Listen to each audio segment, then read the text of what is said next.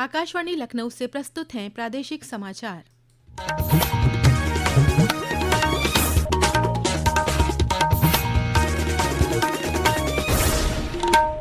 मुख्य समाचार। मुख्यमंत्री योगी आदित्यनाथ ने आज लखीमपुर खीरी में देश के पहले बायोपॉलीमर संयंत्र की रखी आधारशिला। गोला गोकर्णनाथ शिव मंदिर कॉरिडोर समेत 373 विकास परियोजनाओं का किया लोकार्पण और शिलान्यास। प्रधानमंत्री नरेंद्र मोदी कल आकाशवाणी पर मन की बात कार्यक्रम में देश विदेश के लोगों के साथ साझा करेंगे अपने विचार।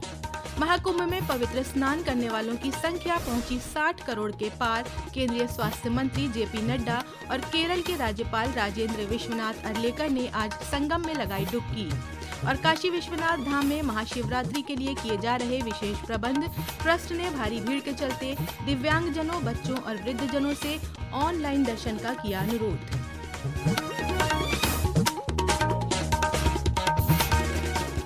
नमस्कार, प्रदेश के समाचारों के साथ मैं तनवीर फातिमा और अब समाचार विस्तार से। मुख्यमंत्री योगी आदित्यनाथ ने आज लखीमपुर खीरी के कुंभी चीनी मिल परिसर में 2850 करोड़ की लागत से देश के पहले बायोपॉलीमर संयंत्र का शिलान्यास किया। इस अवसर पर मुख्यमंत्री ने कहा कि ये बायोप्लास्टिक प्लांट प्रधानमंत्री नरेंद्र मोदी के आत्मनिर्भर भारत और पर्यावरण संरक्षण के संकल्प को साकार करेगा। उन्होंने बताया कि बलरामपुर चीनी मिल्स लिमिटेड द्वारा स्विट्जरलैंड, ऑस्ट्रिया की तकनीक को जोड़कर कुंभी में लगाया जा रहा ये संयंत्र दुनिया का पहला इंटीग्रेटेड पीएलए प्लांट है और भारत का पहला बायोप्लास्टिक प्लांट है। इससे हजारों युवाओं को रोजगार मिलेगा और किसानों की आमदनी में बढ़ोतरी होगी।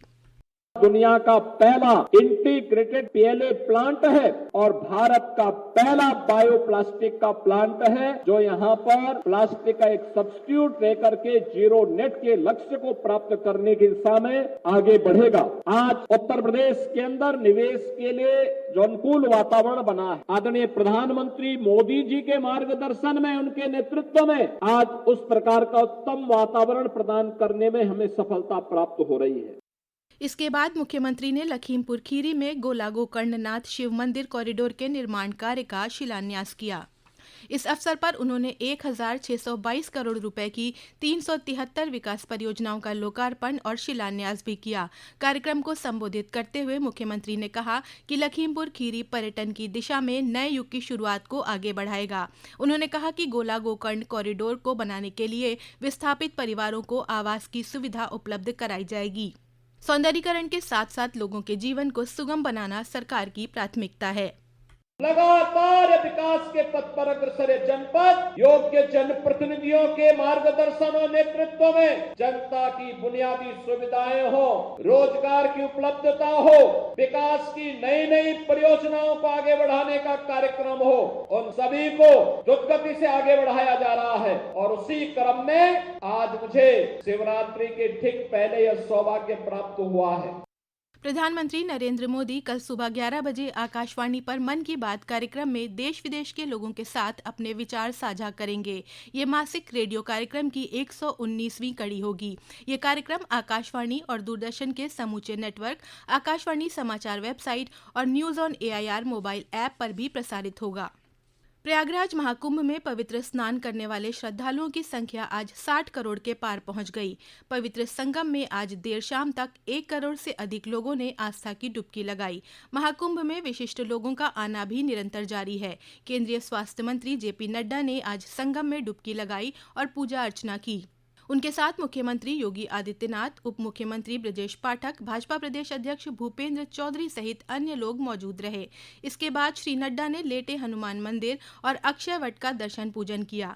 तमिलनाडु के राज्यपाल आर.एन. रवि ने भी पवित्र स्नान किया। उन्होंने कहा कि यह दिव्य और भव्य महाकुंभ सनातन संस्कृति की जीवन अभिव्यक्ति है, जो भारत की अखंडता, आध्यात्मिकता और सांस्कृतिक गौरव को दर्शाता है। केरल के राज्यपाल राजेंद्र विश्वनाथ अर्लेकर ने भी संगम में स्नान करने के बाद कहा कि ये आस्था और देश की राष्ट्रीय एकात्मकता का कुंभ है। हमारे देश की पुरातन परंपरा जो है, इसको यहाँ फिर एक बार हमने उजागर करके दिखाई है और इसके लिए अपने यहाँ के मुख्यमंत्री आदरणीय योगी जी को मैं बहुत बहुत धन्यवाद देना चाहता हूँ। आस्था का तो कुंभ है ही, लेकिन हमारे देश की राष्ट्रीय एकात्मता का एक नए तरीके से एक कुंभ है। पूरे देश भर के करोड़ों भावुक लोग यहाँ आते हैं और आस्था की डुबकी लगाते हैं और यहाँ से जाते समय हम एक राष्ट्र है, प्रयागराज महाकुंभ के संपन्न होने में अब सिर्फ 4 दिन शेष रह गए हैं। कल रविवार और 26 फरवरी को होने वाले महाशिवरात्रि के अंतिम महत्वपूर्ण स्नान को लेकर विशेष तैयारियां की जा रही हैं। प्रयागराज के जिलाधिकारी रविंद्र मांदड़ ने बताया कि श्रद्धालुओं की भारी भीड़ को देखते हुए रेलवे, ट्रैफिक डायवर्जन और पार्किंग सहित विभिन्न व्यवस्थाओं के लिए विधिवत प्लान तैयार किया गया है। उन्होंने बताया कि श्रद्धालुओं की सुविधा के लिए की गई तैयारियों को सुनिश्चित करने के लिए लगातार सभी अधिकारी और कर्मचारी ऑन फील्ड रहकर निगरानी कर रहे हैं। ये समाचार आप आकाशवाणी लखनऊ से सुन रहे हैं। ताज़ा समाचार जानने के लिए आप हमारी वेबसाइट newsonair.gov.in पर लॉगिन कर सकते हैं। इसके साथ ही आप प्रादेशिक समाचारों का ये बुलेटिन हमारे YouTube channel news on AIR Lucknow पर भी सुन सकते हैं। वाराणसी के काशी विश्वनाथ मंदिर में महाशिवरात्रि पर्व पर श्रद्धालुओं की सुविधा और सुरक्षा के मद्देनजर विशेष प्रबंध किए जा रहे हैं। मंदिर के मुख्य कार्यपालक अधिकारी विश्वभूषण मिश्रा ने बताया कि महाशिवरात्रि पर काशी में नागा सन्यासियों के साथ ही बड़ी संख्या में श्रद्धालु पहुंचेंगे। सुलभ और सुरक्षित दर्शन के लिए श्री काशी विश्वनाथ ट्रस्ट द्वारा तैयारियां की जा रही हैं। उन्होंने दिव्यांग, छोटे बच्चे और वृद्धजनों से अनुरोध किया है कि वे घर पर रहकर ही भगवान शिव के ऑनलाइन दर्शन प्राप्त कर सकते हैं। इस वर्ष का जो महाशिवरात्रि का उत्सव होगा वह और भी महत्वपूर्ण इसलिए है क्योंकि विश्व का सबसे बड़ा उत्सव महाकुंभ इस समय चल रहा है और महाकुंभ की समाप्ति महाशिवरात्रि के ही स्नान के साथ होती है। उस दिन यहाँ काशी में सभी नागा सन्यासी भी उपस्थित होते हैं। बड़ी संख्या में नागाओं का भी आगमन होता है। उनका भी स्वागत पुष्प वर्षा के साथ करने का प्रबंध श्री काशी विश्वनाथ न्यास ने किया है। इसके अतिरिक्त जो हमारी पहले से महाकुंभ के पलट प्रवाह के दृष्टिगत जो दर्शनार्थी यहाँ आ रहे हैं उनके लिए हमने पहला जो एंड टू एंड रेलिंग से लेकर और चिकित्सा सुविधाएं, खोया पाया केंद्र, लाइनों में लगे हुए श्रद्धालुओं को पानी पिलाने की व्यवस्था, गुड़ की व्यवस्था, साफ सफाई की व्यवस्था, अतिरिक्त सुरक्षा कर्मियों की व्यवस्था, ये सारा कुछ किया गया है। राज्यपाल आनंदीबेन पटेल ने आज उत्तर प्रदेश विधानसभा गैलरी का भ्रमण कर वहां के नवीनीकरण एवं आधुनिकीकरण कार्यों का अवलोकन किया। इस अवसर पर उन्होंने विधानसभा परिसर में स्थित विभिन्न भित्ति चित्रों, अत्याधुनिक सुविधाओं, डिजिटल गैलरी और विधानसभा की ऐतिहासिक धरोहर को संजोने वाले नवाचारों को देखा और उनकी सराहना की।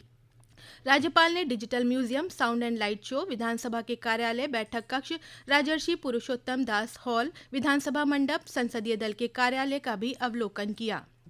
केंद्रीय बिजली और आवास एवं शहरी मामलों के मंत्री मनोहर लाल ने आज ग्रेटर नोएडा के इंडिया एक्सपो मार्ट में इलेक्ट्रिकल और इलेक्ट्रॉनिक्स मैन्युफैक्चरर्स एसोसिएशन का उद्घाटन किया। इस अवसर पर केंद्रीय मंत्री ने कहा कि देश को विकसित राष्ट्र बनाने के लिए पावर सेक्टर का बहुत बड़ा योगदान है। उन्होंने कहा कि देश का बिजली क्षेत्र आज अर्थव्यवस्था में $1.5 ट्रिलियन अमेरिकी डॉलर का योगदान दे रहा है। उन्होंने कहा कि 2030 तक भारत के 500 गीगावाट के नवीकरणीय ऊर्जा का लक्ष्य रखा गया है। देश को विकसित भारत बनाना है। इस इकोनॉमिक ग्रोथ में पावर सेक्टर का बहुत बड़ा योगदान है। अभी जो हमारी पावर स्ट्रेंथ इकोनॉमी में हम शायद 1.5 ट्रिलियन और डॉलर का योगदान अपना कर रहे हैं। अपना टारगेट 3 लाख ट्रिलियन का करके चल रहे हैं। लक्ष्य को पाने के लिए हमको अपनी गति तेज करना होगा, बढ़ाना होगा। सूचना एवं प्रसारण मंत्रालय के केंद्रीय संचार ब्यूरो द्वारा वाराणसी में काशी तमिल संगमम के अंतर्गत ऋषि अगस्त्य एवं विकसित भारत विषय पर चित्र प्रदर्शनी लगाई गई है, जिसमें आज छात्र छात्राओं और दर्शकों के बीच पोस्टर पेंटिंग और प्रश्नोत्तरी प्रतियोगिता का आयोजन किया गया। प्रतिभागी विजेताओं को केंद्रीय संचार ब्यूरो के क्षेत्रीय कार्यालय वाराणसी की ओर से पुरस्कार प्रदान किया गया। और अंत में मुख्य समाचार एक बार फिर।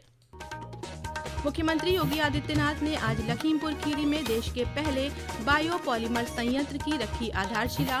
गोला गोकर्णनाथ शिव मंदिर कॉरिडोर समेत 373 विकास परियोजनाओं का किया लोकार्पण और शिलान्यास।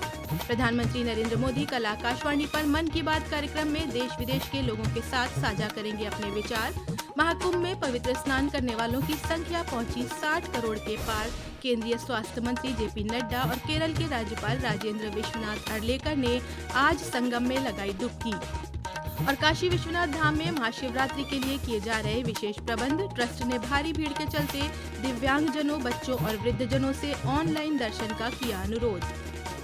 इसी के साथ प्रादेशिक समाचारों का ये बुलेटिन समाप्त हुआ। अगला बुलेटिन रात 8 बजे FM पर प्रसारित किया जाएगा। नमस्कार।